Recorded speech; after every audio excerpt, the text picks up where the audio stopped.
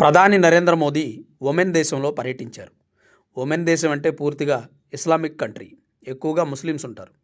అక్కడ ముస్లిం రాజుల పరిపాలన కొనసాగుతుంది.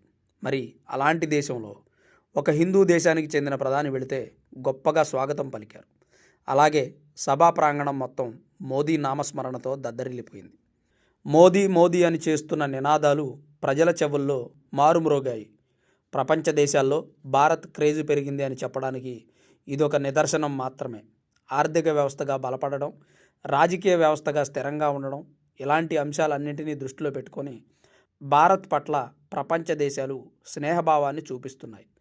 ప్రధాని మోదీ కూడా వాటిని తూచా తప్పకుండా పాటిస్తూ ప్రతి దేశంతోనూ స్నేహం చేస్తూ వాణిజ్య వ్యాపార సైనిక రంగాల అభివృద్ధి గురించి ఆ దేశాలతో సమావేశాలు జరుపుతున్నారు.